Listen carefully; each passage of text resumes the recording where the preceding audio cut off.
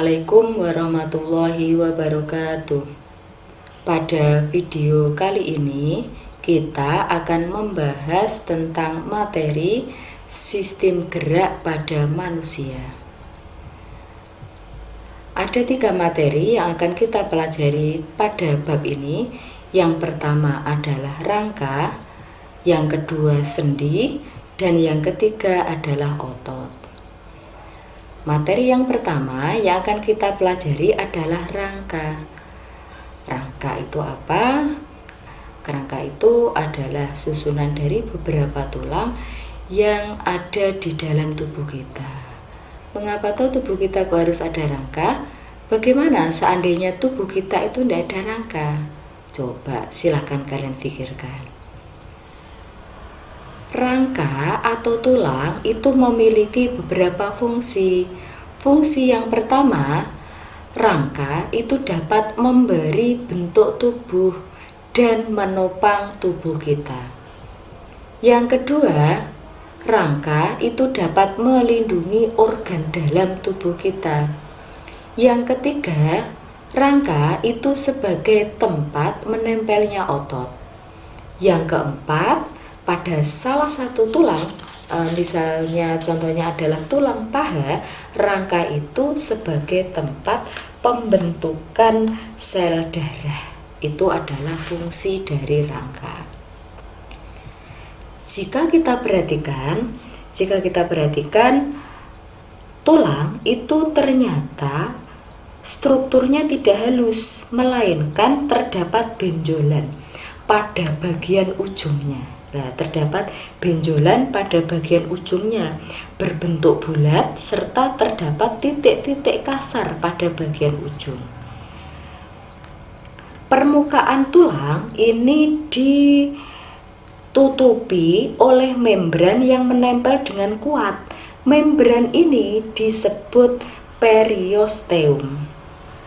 Pada periosteum terdapat pembuluh darah kecil. Ini pembuluh darah kecil yang berfungsi membawa zat makanan ke dalam tulang. Pada bagian bawah periosteum terdapat tulang kompak atau yang disebut dengan tulang keras. Tulang keras itu lapisan tulang yang keras dan kuat. Tulang kompak mengandung sel-sel tulang, pembuluh darah, zat kapur dan fosfor serta serabut elastis. Zat kapur dan fosfor inilah yang menyebabkan tulang itu menjadi keras. Sedangkan serabut-serabut elastis dapat mempertahankan tulang agar tidak mudah rapuh atau patah. Pada tulang pipa atau tulang panjang, di bagian ujungnya itu terdapat tulang spons. Tulang spons ini mempunyai banyak ruang kecil terbuka yang membuat tulangnya menjadi ringan. Tulang panjang memiliki lubang atau saluran yang besar. Saluran ini terdapat di bagian tengah dan diisi oleh jaringan lemak yang disebut dengan sumsum tulang. Ini adalah nama-nama tulang yang ada di rangka kita. Kita mulai pada bagian tulang tengkorak. Yang pertama, ini namanya adalah tulang dahi. Kemudian yang ini namanya adalah tulang hidung. Kemudian ini adalah tulang rahang atas. Yang ini tulang rahang bawah, ini tulang pipi, yang ini adalah tulang baji, ini tulang pelipis, kemudian ini adalah tulang kepala belakang, dan yang ini itu adalah tulang ubun-ubun. Sekarang kita ke tulang badan. Tulang badan itu ada tulang hulu. Di bawahnya tulang hulu itu ada tulang badan, kemudian di bawahnya yang lancip ini namanya adalah tulang taju pedang atau tulang pedang-pedangan. Kemudian di sini ada tulang rusuk sejati. Tulang rusuk sejati itu jumlahnya ada 7 pasang. Kemudian di bawahnya tulang rusuk sejati itu ada tulang rusuk palsu yang jumlahnya ada 3 pasang. Di bawahnya lagi itu ada tulang rusuk melayang yang jumlahnya ada 2 pasang. Sekarang kita ke tulang panggul. Pada tulang panggul itu terdapat tulang kelangkang. Di bawahnya tulang kelangkang ini adalah tulang ekor. Kemudian ada tulang pinggul, ada sebelah kiri dan tulang pinggul sebelah kanan. Kemudian tulang duduk ini sebelah kanan, yang ini adalah tulang duduk sebelah kiri. Dan di tengah ini, di antara tulang duduk kanan dan kiri itu ada yang namanya adalah tulang kemaluan. Sekarang yang selanjutnya itu adalah anggota gerak. Ada 2, yaitu anggota gerak atas dan anggota gerak bawah. Pada anggota gerak atas itu terdapat tulang lengan atas. Kemudian yang lurusnya ibu jari itu namanya tulang pengumpil. Yang lurusnya jari kelingking, yang ini namanya adalah tulang hasta. Kemudian ini adalah tulang pergelangan tangan. Dan ini adalah tulang jari tangan. Pada anggota gerak bawah itu terdapat tulang paha. Kemudian yang ini tulang tempurung lutut. Kemudian tulang kering, yang kecil ini tulang betis, ini adalah tulang pergelangan kaki, tulang telapak kaki, dan yang ini adalah tulang jari kaki. Dari beberapa nama-nama tulang tadi, kita kelompokkan menjadi 4 macam. Ada yang namanya tulang pipa atau tulang panjang. Kenapa disebut tulang pipa? Karena bentuknya seperti pipa. Saya ambil contoh, tulang pipa itu adalah tulang paha. Yang kedua adalah tulang pendek.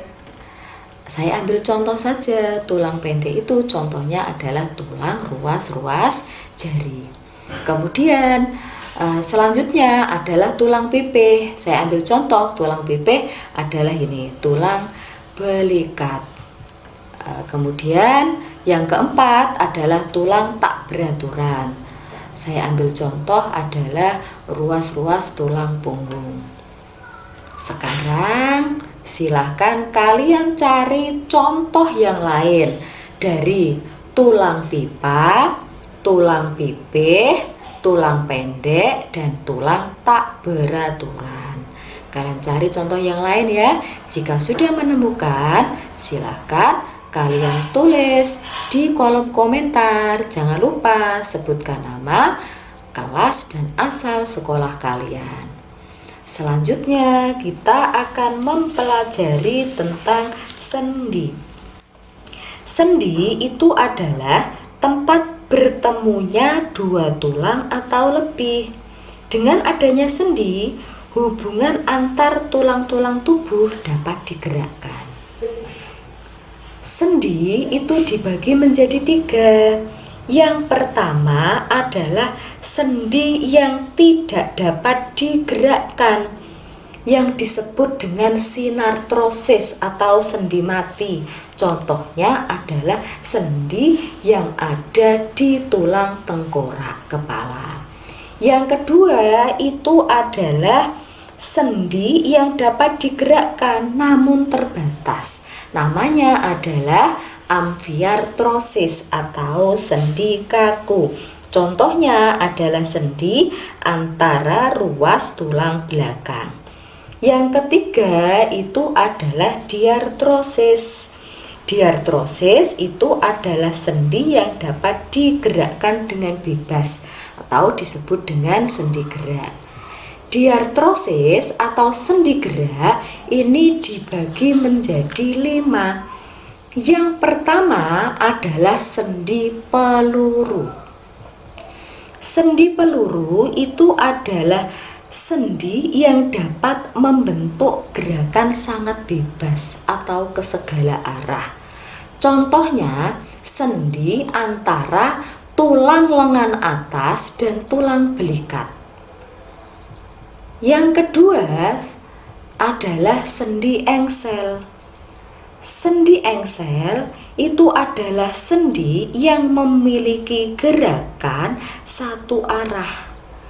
Ada yang ke depan dan ada yang ke belakang, seperti gerakannya engsel pintu. Contohnya, sendi yang ada pada siku dan lutut. Sendi gerak yang ketiga itu adalah sendi putar. Pada sendi putar, salah satu tulang berfungsi sebagai poros dan ujung tulang yang lain berbentuk seperti cincin yang dapat berputar pada poros tersebut. Contoh sendi putar itu adalah sendi antara tulang tengkorak dan tulang leher. Sendi ini dapat memungkinkan kepala kita memutar, mengangguk, serta menggeleng. Yang keempat adalah sendi pelana. Mengapa disebut sendi pelana? Karena pertemuan antara dua tulang berbentuk seperti pelana kuda. Sendi ini memungkinkan gerakan dua arah, depan belakang dan ke samping. Contoh sendi ini terdapat pada pangkal ibu jari. Sendi gerak yang kelima itu adalah sendi geser. Sendi geser itu prinsip kerjanya satu bagian tulang bergerak menggeser di atas tulang yang lain. Contoh sendi ini adalah sendi yang terdapat pada tulang pergelangan tangan. Materi selanjutnya yang akan kita bahas adalah materi tentang otot. Otot itu adalah penggerak bagian tubuh kita, sehingga otot disebut sebagai alat gerak aktif.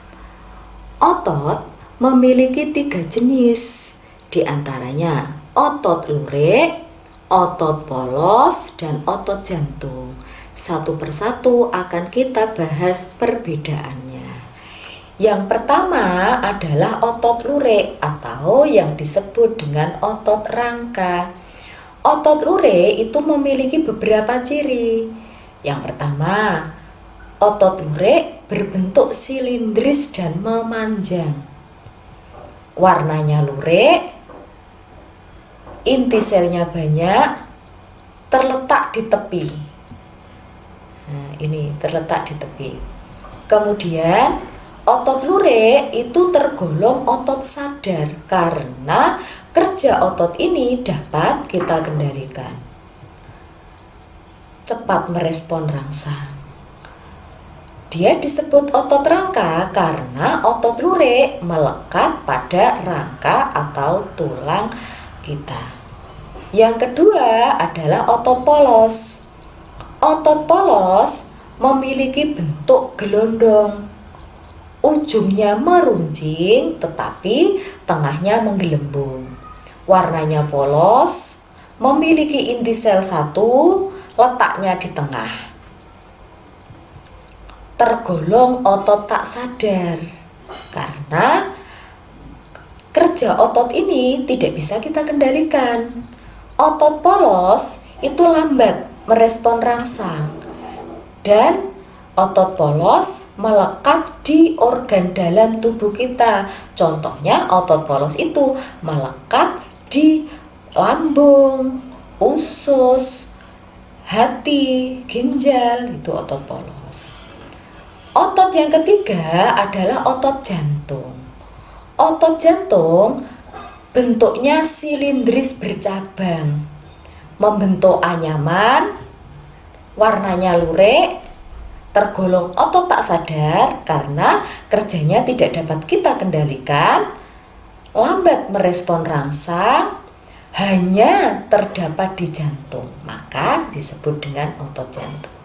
Itu adalah perbedaan dari otot lurik, polos, dan jantung. Demikian materi kali ini, semoga bermanfaat. Sampai bertemu lagi di materi berikutnya. Saya akhiri, wassalamualaikum warahmatullahi wabarakatuh.